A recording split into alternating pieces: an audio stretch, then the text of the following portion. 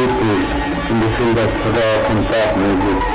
It was very strange. They were just sitting there, listening to me, singing away and enjoying themselves. I had seen them perform a night before, and they were so different. I was scared of that because their way of presenting the show is so different from ours.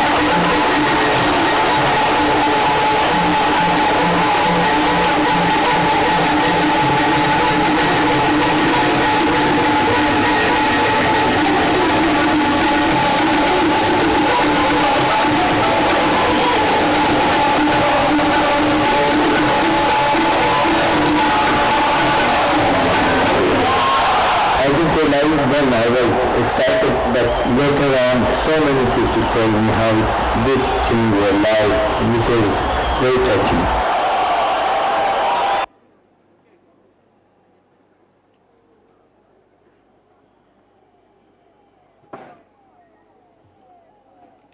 So welcoming Oliver Craske and Bickram Ghosh for the session, The Life and Music of Ravi Shankar. Come up, yes. So Bickram Ghosh, as the cliche goes, needs no introduction, or should I say the less said the better.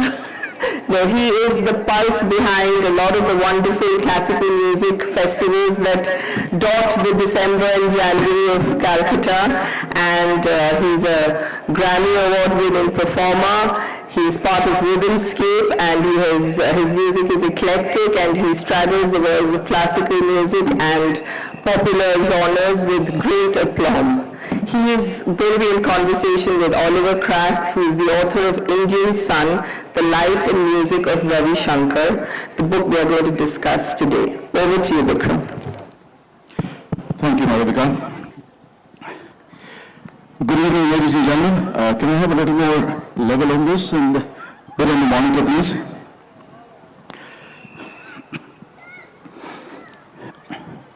It's interesting to have witnessed the conversation that just took place on stage, the one on Kishore Kumar. Because you need to juxtapose the two worlds that were coexisting simultaneously. On the one hand, there was, in the 1960s, a Kishore Kumar who was making his way into the singing world of Bollywood. And then on the other hand, there was internationally the great Ravi Shankar, who had literally led an exodus to the West. Maybe on some level, Kishore Kumar was thinking, this is a good time to go English and international because Ravi Shankar's made it. Maybe that would be something, might have been in the back of his head. You just saw this clip. That's the Montreal Pop Festival, 1967. While you're watching it, just think along. You just had a Hendrix performance. You just had the Beatles performing. You had these massive acts on that stage. And then one man with a sitar, which is quite alien to the Western world at that point of time. And another man with a pair of tablas, just two of them, casually walk up on the stage and sit and perform this form of music which literally nobody in that audience has heard before. They are literally converted after that performance. If you see the reaction, you saw the reaction of the audience, there's more. You can go to YouTube and watch the clip. There is a standing ovation which lasts more than 10 minutes. What was going on at that point of time? Pandit Ravi Shankar was a man with a plan. He saw himself as the ambassador of his country's classical music.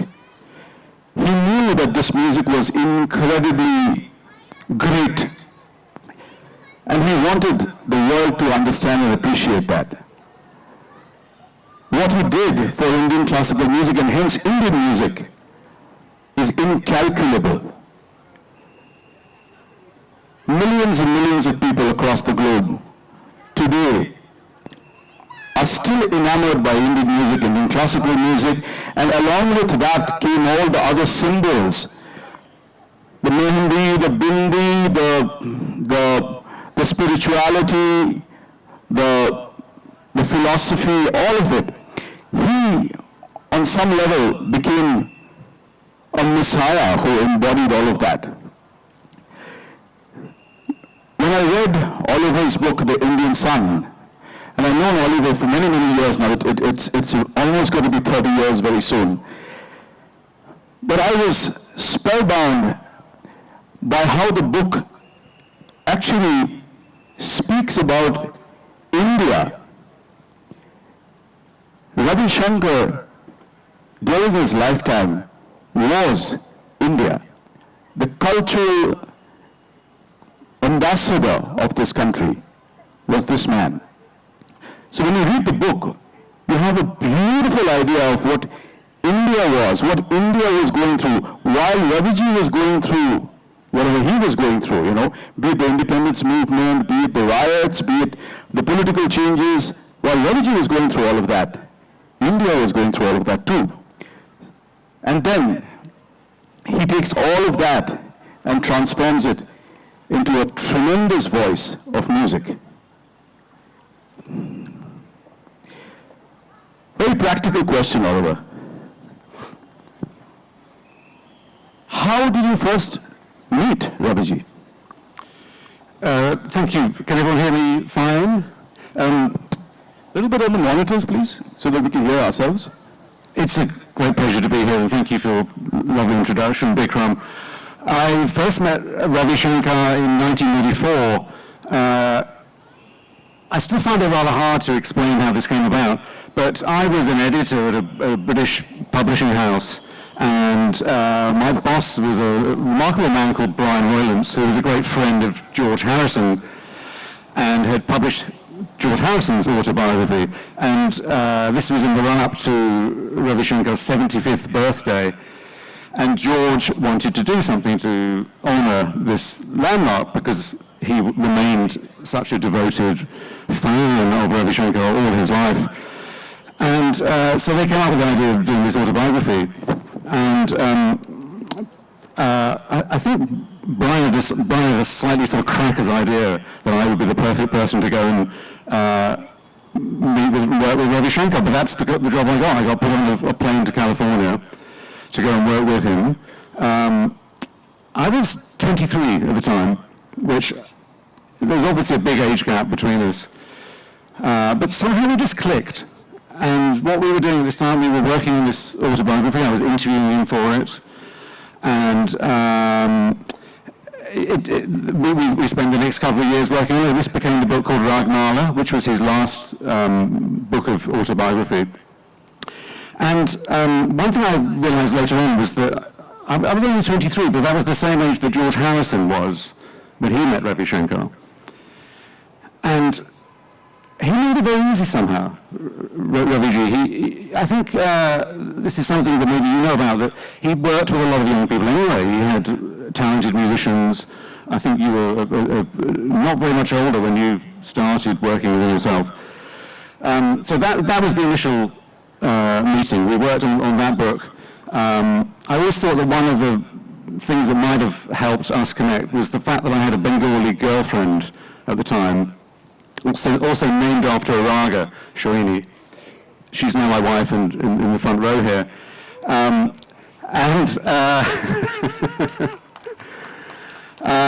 So I think he liked the fact that I had some consciousness of Bengali culture, interest in all that. He immediately picked up on that, I think. So that was the connection. We created his book, but he was different from any other author that I ever worked with. We just connected on a much deeper level. And so even after the book was finished, we maintained contact for the rest of his life. He lived another 18 years after that. I actually wanted to ask you, Bickram, what was your own first encounter with him, which occurred, I think, shortly before this? Yes. Thank you, Oliver. Well, surrealistic, really, when I look back and think about it. I had traveled, this is the year 1993, and the day was the 14th of November.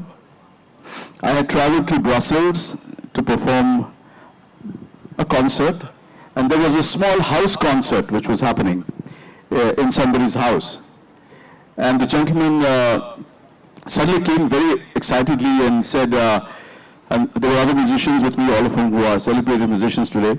They came and told us that, you know, Robuda, as they used to, or Bengalis call Ravi Shankar ji Robuda. Robuda is coming for dinner, and he wants to hear you all play. So get ready, get ready. So we all became very nervous that, you know, Ravi Shankar was going to come and listen to us. He came and we performed, and after the performance he went around telling every single artist, and there were probably 6 of us there, how good he thought they were, and like he used to, he spoke to them for a few minutes. Who is your guru? How have you learned? Blah blah. But strangely avoided me.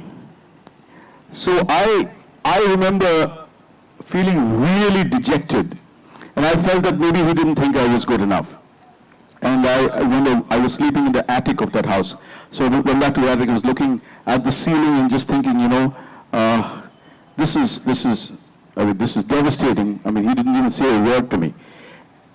At this point, and those were the days of landlines, the phone rang somewhere below, and it was probably 12 o'clock at night.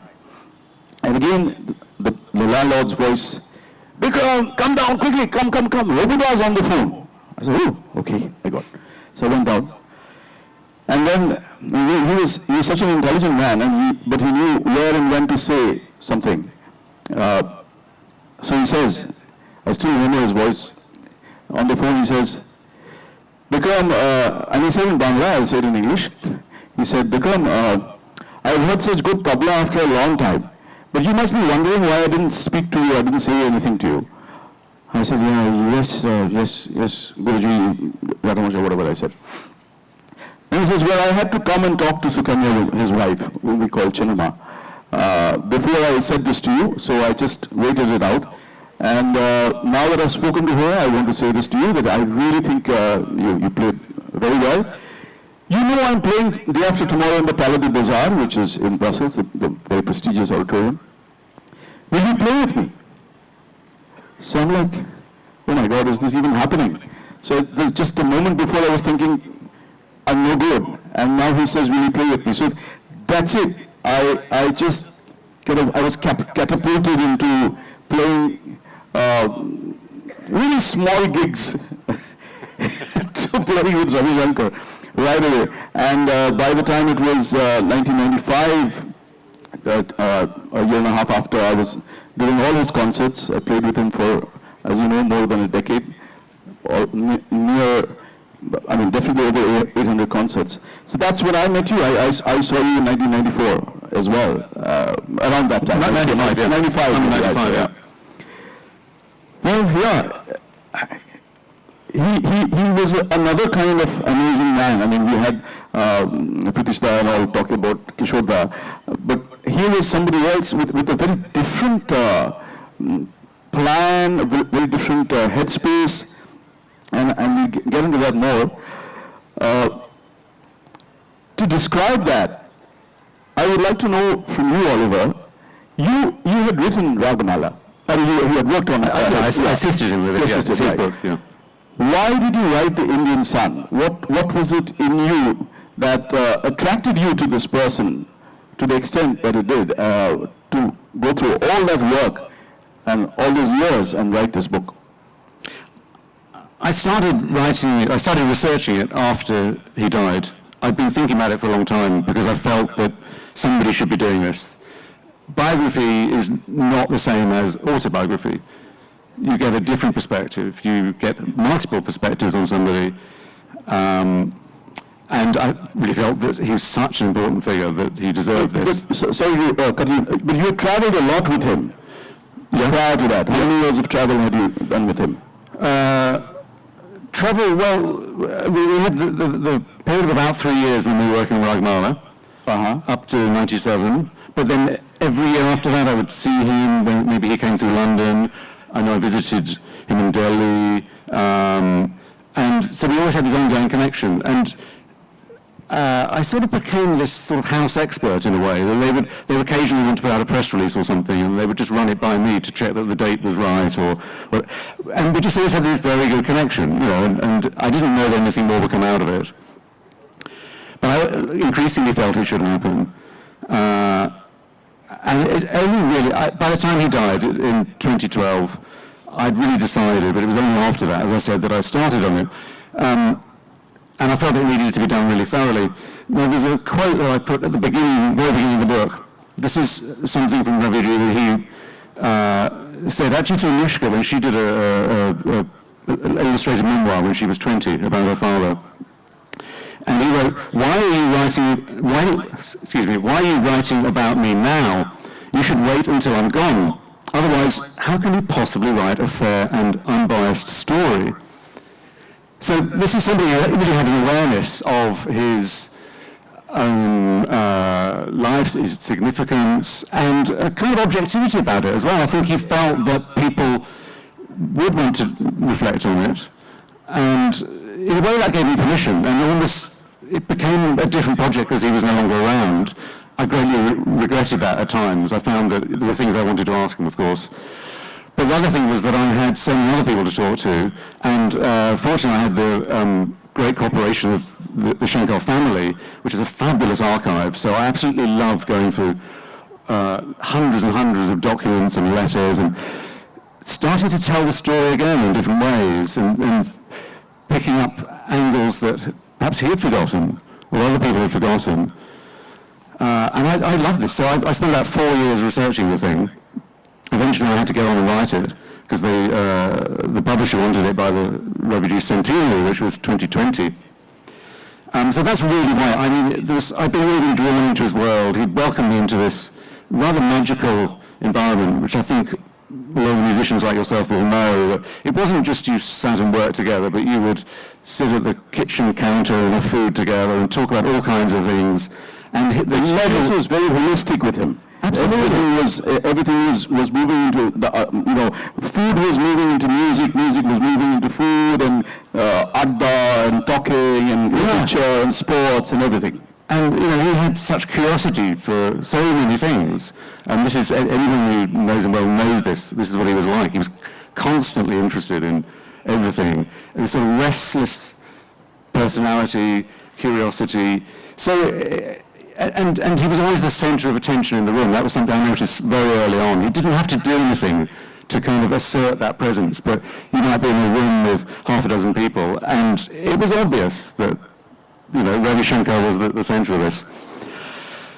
So I wanted to understand him. That was the other thing about writing this book. I felt that this is such a significant person, had such a complex life, done so many extraordinary things, and I really wanted to kind of dig a bit more and understand what motivated him, what made him the person he was, who was this person who took this great art form, Hindustani classical music, out to the rest of the world. So, kind of delving into that thought, some of us know that there was an incredible turning point in his life, very early, in his 20s, which I think defined his journey in many ways. Would you like to tell the audience that incident, what occurred? Yeah, I think there were many turning points in his life. I mean, I think he, as people may well know, he joined his elder brother Uday Shankar's dance troupe at the age of 10, so they were uprooted to Paris at that point, and he was immersed in the world of performing arts. This is a boy who'd grown up in Varanasi, with no great artistic privilege at that time. There was the meeting with Baba Aladdin Khan, another great turning point. Later meetings with people like Yehudi Menuhin and George Harrison, who helped to give his career something of a sort of rocket boost in the West. Yeah, but my question was more internal. That what we know that he was driven almost to commit suicide. Yeah. So you're right. I felt this myself when I was starting the book, was that there was this moment in 1948, which he wrote about, he talked about it, when he reached such a low ebb that he was planning suicide. He went as far as to write a suicide note. And I felt that somehow, although he talked about it, I didn't really know what was behind this. I couldn't understand it. The person I knew in his 70s, his 80s, was this great force of nature, enormous fun, apart from anything else, full of life. And I still read these accounts of him in earlier stages in his life, and I recognized the same person, this incredibly sort of effervescent boy. If you watch Pata Panchali, I often think that Opal in that, running around the streets of Varanasi is Raviji. It's the same city, it's the same period in the 1920s in Varanasi. I think that's one reason why he really responded to that film. But anyway, there's this episode, and I wanted to know what had happened, what was behind it, where he reached such a low ebb. What happened was, he was sitting at home in his house in North Bombay, and thinking about suicide. This is an absolutely phenomenal story. Thinking about suicide, he preparing this note, he was planning to throw himself under a train the next day, and there's a knock on the door. And it's this passing holy man, this Guru Tat Baba, who wants to use the bathroom. And so Raviji invites him in and perhaps makes him some tea as well, and they just got talking. And Tat Baba seemed to know that something was about to happen. It ended up Raviji played for him that evening, he played his sitar for him, and he always talked about that as a kind of turning point in his life. Everything seemed to go much better for him after that, career-wise in particular. And I think for him, he felt that the universe had listened in a really uncanny way, and I think it gave him this great strength, spiritual base. Had Baba said something to him? That's right, he said to him something along the lines of, don't do it. Yeah, I had heard that. So yeah. I think he said something to the effect that there is an entirely different world waiting for you out there. So hold on to your guns and something to that effect. Yeah, exactly. And that gave him, I think, a very strong spiritual base, and I think it gave him a great confidence in his mission. And from then on, his career starts thriving. Just after that, he got the invitation to become the director of music at All India Radio in 1949. And this is, I think, a very important period I write about in the book, which perhaps people forget about, was that he was very influential in the 1950s. Here in India, in the early days, this is when radio is first booming in India, and it's a national medium, and so he is the person who's playing, he's being heard all around India, and he's also curating, he's putting other musicians on, he creates the national program of classical music, he creates the national orchestra, which had stalwarts like Pandit Shiv Kumar Sharma, Hari Prasad ji, Alala Khan Saab playing there, Ram Narayan ji, all of them were part of the orchestra. And I think there's some clips which are doing the rounds of WhatsApp and YouTube, which are viral now from that period, where you see him conducting all of them. So, Bickram, tell me, did you ever see this kind of sort of episodes of this kind of otherworldly nature or spiritual or just incredibly powerful moments with him in your musical encounters with him? See, I literally, as you know, I literally lived in his house for more than a decade and traveled with him wherever he went. But I think he was 80, the year was 2000, and he was 80 years old. And he was about to do a performance. I don't know if Pritishda was there, because everybody in Bombay was there. This is 2000 Shanmukhananda Hall, and I remember seeing Lataji, Ashaji, some great stalwarts of classical music. Just about everybody was there in the auditorium that day. And he had a mild heart episode a few days back. He was very unwell, and he was popping pills, and he kept saying, "I'm so dizzy, and he couldn't walk properly. So I had to kind of give him support and walk him up to the stage, and then he sat down on stage, and I've never seen this happen before, but the first note he hit was off key. This first note, and he just went like this. But what happened after that is something I have tried to analyze ever since. I mean, what is it that he did in those next few moments? So when this wrong note is hit and everybody is there, he shuts his eyes, puts his sitar down, and he used to have his instrument box, his string box, tar, shetare tar thakto. So that box, when he lifted the lid, which was always kept in front of him, his Guru's picture, Tat Baba's picture, and some, I don't know exactly who all were there, but there were a few people there and photographs were there. He looked at that and he shut his eyes and he sat in a meditative posture. The entire auditorium is this pin drop silence.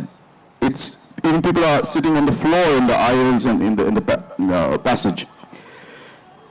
Must have been maybe 3 to 4 minutes, but it felt like a lifetime. And I remember I was shivering, and he just sat there. And then he opened his eyes and he looks at me and he just does this. There was a strange power in his eyes. He picked up the sitar and played one of the best concerts I've ever heard him play.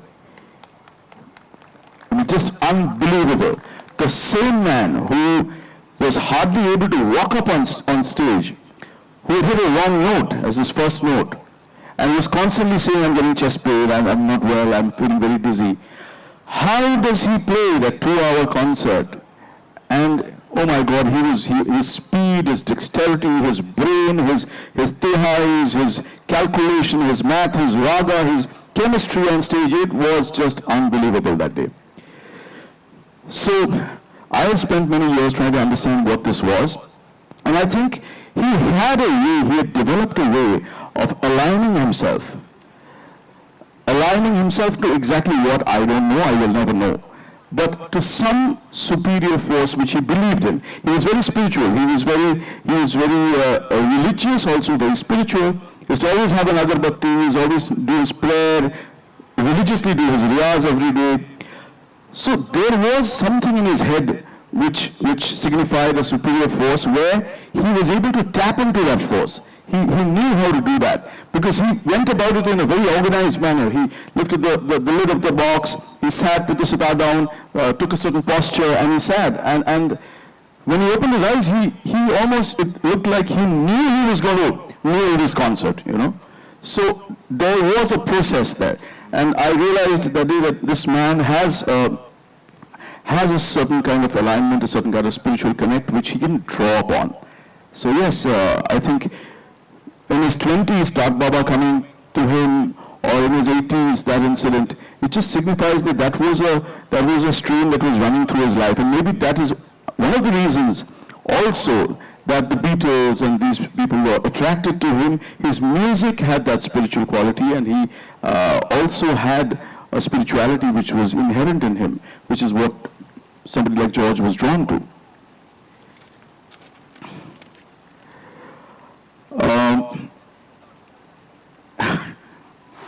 Sorry, I wrote down some questions to ask Oliver so that I don't miss out on these little anecdotes. And Oliver, we both know that he was a very complex man.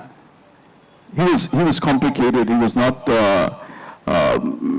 mean, he saw it all, knew it all, had a way of going about things, all of that was there. But interestingly, he was very childlike also. I have seen him stand up and clap in glee. You know, to something, you know, we used to watch movies in his drawing room in Encinitas, and if there's, you know, an Amitabh Bachchan scene or a Dharmendra scene happening, and something he likes or beats the villain or something, he just stands up and he claps, you know, in glee. So that's so childlike. How do you think that he married this contradiction, that there was this enormously complicated person who had such a complicated life, such a complex life, seeing, you know, as a child, going abroad, then seeing the entire Western world, all its glory in the 1920s, and, you know, it was a very avant-garde period, you know. And then coming to Naihar and literally becoming an ascetic, and all of that, and then becoming a complex person, various ladies in his life, and then retaining this curiosity which is so childlike. How do you think he married that, and how do you analyze that in your book? This is something I was really interested in as well in researching the book, thinking about his life, thinking about his childhood in particular. There was actually a lot of trauma in his childhood. There were 7 brothers, Shankar brothers, 2 of whom died in infancy, but his favorite brother died when he was 9 years old. There was this incident of plague in the vicinity. His parents also died when he was 15, 16, both quite close together. And really his childhood was just ended, like curtailed very early. There are 2 things here. One is that he joined the dance troupe of Uday Shankar, and they started touring around the world, and all his brothers were a lot older than him. So he was seeing things he shouldn't have been seeing. Uday Shankar was 20 years older than him. Exactly. Uday was 20 years older than him. There were 2 other brothers in the dance troupe, and Raviji was about at least 10 years younger than the next brother up. So he really was welcomed into an adult world at that point, a little bit early. He was precocious. This is where he started playing music and dancing, of course, as well. He was a very good dancer and loved his dance. But I think that life was very difficult. There was no kind of stable family life. He also didn't meet his father till he was 8 years old. His father was, his parents were estranged. His father was off around the world himself. He was a remarkable man. And his father was murdered as well yeah, exactly, in London, in some mysterious episode. Just imagine, I mean, what he had gone through as a child. Yeah, he wasn't around when either of his parents died, so this happened far away from him. I also very sadly discovered that he'd experienced repeated sexual abuse in childhood, and he never talked about that except to Chinua. And putting my sort of psychologist hat on, I could understand that this would leave its mark on anyone, this kind of trauma in childhood. These things ruin some people. And they did leave marks on him. I think his restlessness, this sort of inability to stay in one place, he was constantly moving on, constantly touring. I think these are kind of symptoms of it. But the great thing is that he found a kind of solace or a way to express this through music, and I think that's part of what's going on when he has this 1948 episode. He's working through his own demons in a way, and the amazing thing is that he was, I think, such a positive force in the world. Unbelievably so. His own life was complex, chaotic, especially this sort of 30-year period between mid-50s when his first marriage collapsed, and mid-80s when he decided he really better settle down, and he eventually ended up marrying Sukanya. But I think that's the complex side. I think also he prized the childlike because he hadn't really had much of a childhood himself. Nicely put, very nicely put. And several people I interviewed for the book said that he'd said this to them. He'd given them a little, don't lose that childlike quality you have in yourself, he would say to people. So I think that's what's going on. Do you think that these aspects, we might call them the childlike and the complex, do you think they're expressed in the music? Did you feel that perhaps touring or playing together?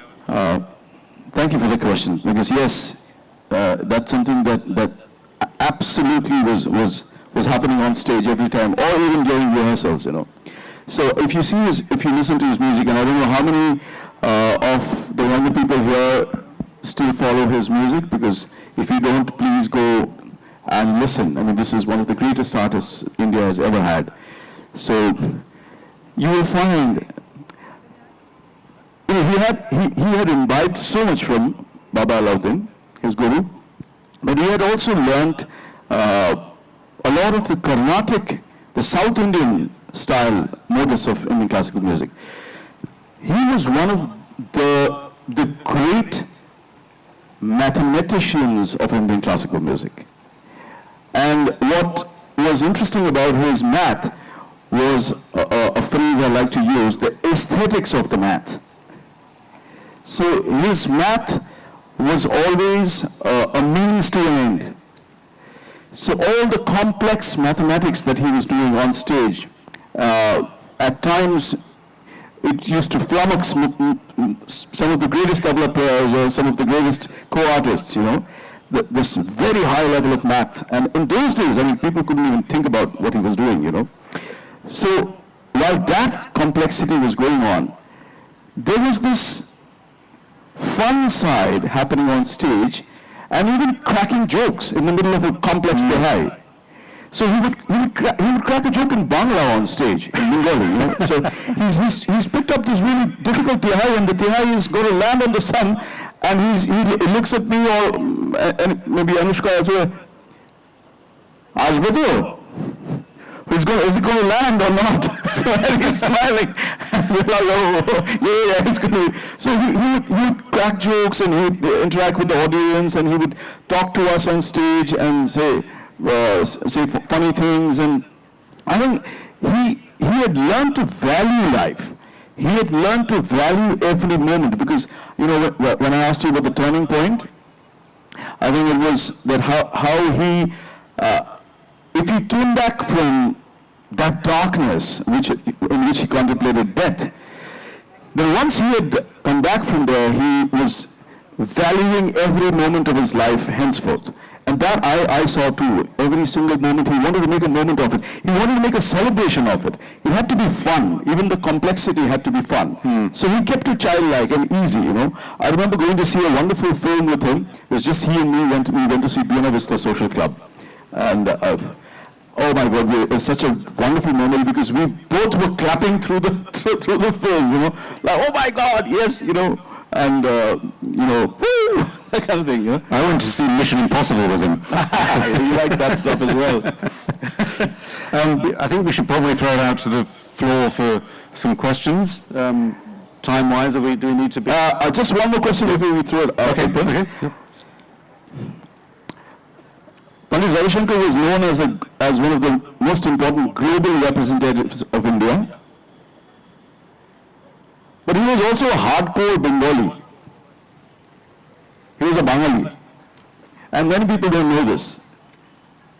What is your take on that? I mean, in the biography, do you kind of go into that? Yeah, I think this is something I go into, and it's something that intrigues me as well. And we're sitting here in Bengal, in Kolkata. Exactly. This was one of his most favorite places. I mean, there's so many things, aspects of his life for which being Bengali was very important. The Uday's dance troupe. At age 13, he was blessed by Rabindranath Tagore, who'd come to see their concert, and he, blessed him on the head. His guru was a Bengali. The work with Shotyajit Rai, I mean, he made a lot of Bengali film scores in the 50s and 60s. Over a dozen, I think. It wasn't just the opera trilogy.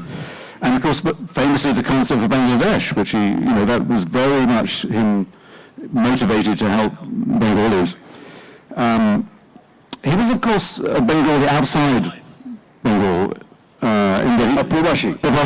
He grew up in Varanasi, and he would come back here with huge audiences, a lot of passion among the fans. He never settled here. He had a flat here, but it was always to come and go. But he also saw himself as a kind of pan-Indian figure. I mean, he changed his name. He was born Rabinder, he was Robi or Robu, and he, about at the age of 20, he called himself Ravi instead.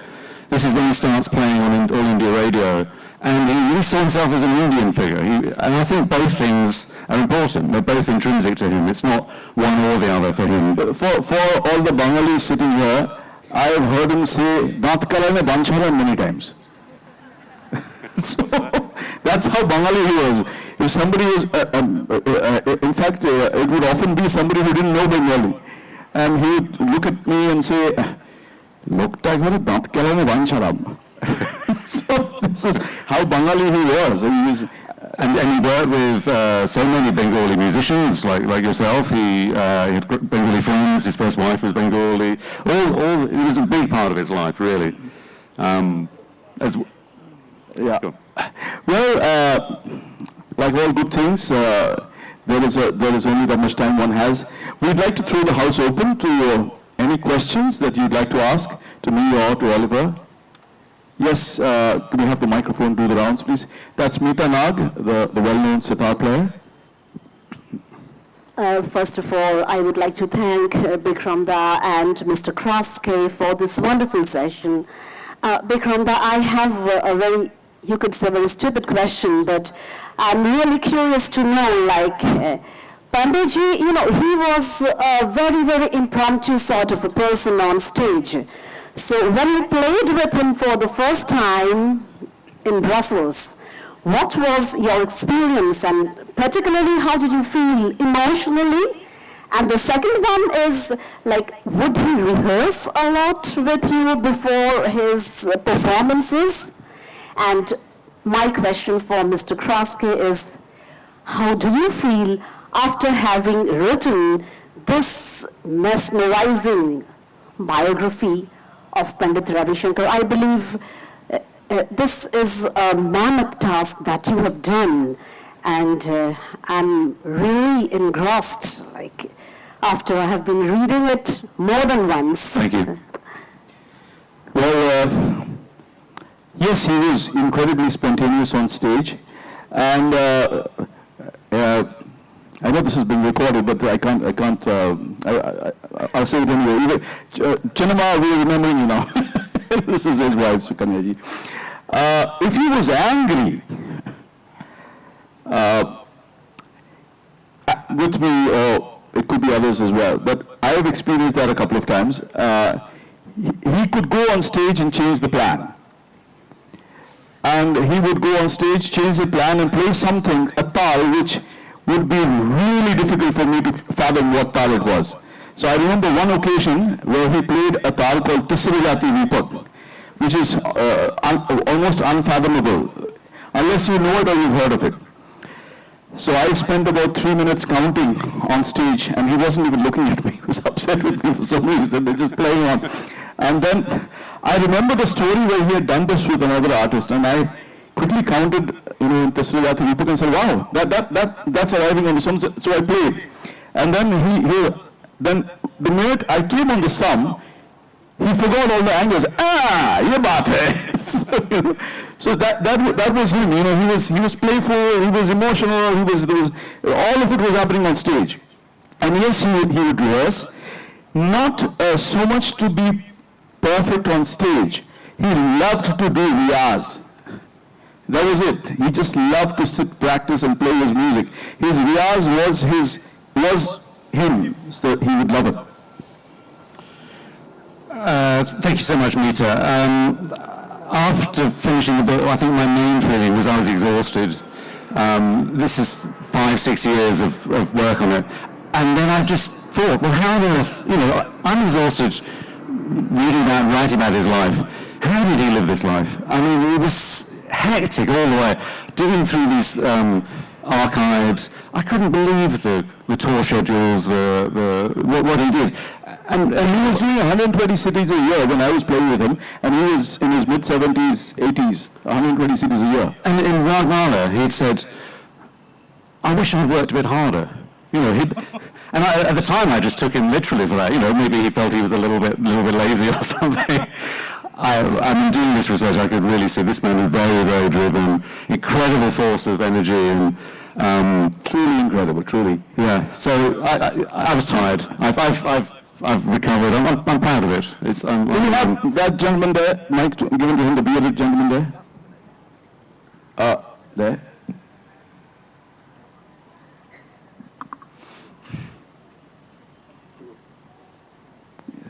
Yes, we can hear you, but give him some volume. Yeah, I need some audio. Okay, I'm audible? Yes. Actually, this is more of a request than a question to Mr. Vikramji. As you have said that you got call from Rubuda and he told you something, and you said that like the whole session started in English and somehow একটু বাঙালি দিকে লাস্টের দিকে আমরা আসছিলাম. So you have said that thing in English, but I want to, like, if you still recall that, I would love to hear the exact Bengali words, if it is possible. Yes, what he had said to me on the phone. আমরা বাঙালি তো একটু বাংলাতে শুনতে চাই, that's why. Well, he had said, এই যে শোনো, অনেক দিন পরে এত ভালো তবলা শুনলাম, তা তুমি তো জানো আমি পরশু এখানে বাজাচ্ছি, আমার সঙ্গে বাজাবে নাকি? খুব মিষ্টি করে বলেছিলেন, খুব সুইট, ভীষণ সুন্দর করে বলেছিলেন. Yeah. So. One more question, okay? The gentleman here in green. Okay, my question is to Oliver. Oliver, we know that Ravi Shankar's association with Indian People's Theatre is very important. In Indian People's Theatre, IPTA, it's very important. Yeah. And he scored Sare Jahan Se Achha was actually scored by him. My question is, in 1948, when IPTA was gradually collapsing under the new management of Communist Party of India, Ravi Shankar very tactfully parted himself from IPTA, and gradually he kept a distance with IPTA. My question is, in your written book, this particular episode, when Ravi Shankar in front of his eyes were seeing how IPTA is collapsing, this particular episode is covered in your book. It's a very interesting chapter of his life. It's in 1946 that he left IPTA, and essentially he felt it was becoming too political. There was too much communist influence in it. So yes, I do deal with it. You're right, it's a very important period. He was 25, I think, when he joined IPTA, and he made his first 2 film scores in that period. As you say, he wrote the melody to Sare Jahan Se Achha, which so many people didn't know about for so many years, and he liked to let people know that in later years. This is a time, you know, he's blossoming so much. It's the first time he has that kind of role where he's writing music for ensemble music, for ensembles, and really getting the opportunity to use his creative side in that way, composing. So yeah, good question, thank you. How are we? Okay, just one. That's it. That's the last one. Mike, please. Once you're done, I want to leave you all with a small thought of what he had done for 50 years of Indian independence. Since you mentioned Sare Jahan Se Achha. You were there for the concert in Carnegie Hall? 50 years, 1997? In Mumbai? No, in Carnegie Hall in New York. Oh, no. Yes, please. Yeah. A question to both of you, Oliver, as well as Bickram, perhaps more to Bickram. Any performer, and Ravi Shankar ji, of course, the instrumentalist or the vocalist, for him, the tabla player is absolutely, most important. Now I have heard and seen and read that he has played with 2 generations of tabla players.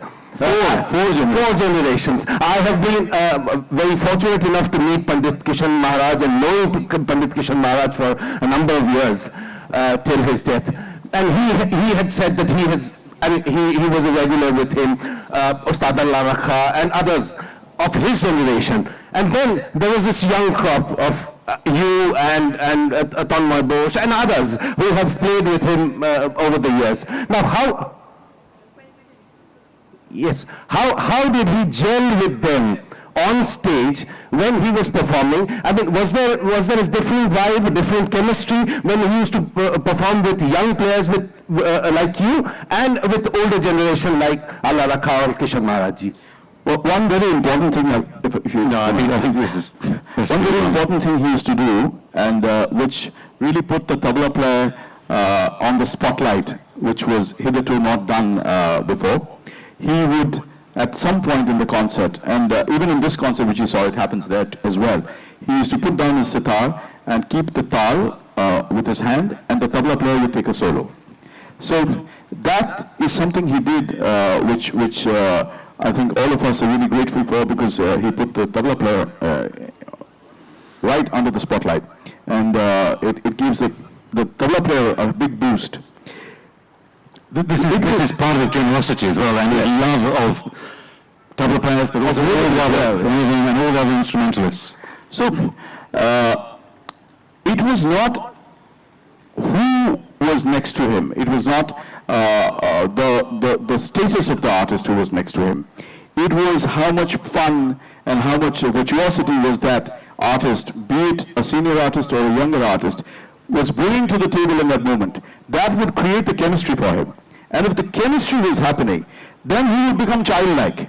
And he would just start playing, and he would laugh, and he would kind of crack a joke, and he would say, okay, come on, let's do something. He would change the plan also. So if he got excited, that's what he would do. So I think it was more about the energy that was created on stage, not so much about, different generations of tabla players. Well, we're out of time, and Malavika is here to, you want to have a last word? You're on with that? I'll leave you with a single thought. 50 years of Indian independence, he had created a tal. This is what Ravi Shankar was like. A 50 matra tal. And how incredibly beautiful the structure of it was, because the structure was both North Indian and South Indian. It was a progression and a regression. It was, Rita, you'll be interested to know, it was 3 plus 4 plus 5 plus 6 plus 7, which is 25, and 7 plus 6 plus 5 plus 4 plus 3, which is 25. So it used to go, Takite, taka, dini, taka, takite, din din da, tika dinna, din dinna, dina, dina, din dinna, dina, din din da, tika dinna, dina, din dinna, na, din dinna, takite, da.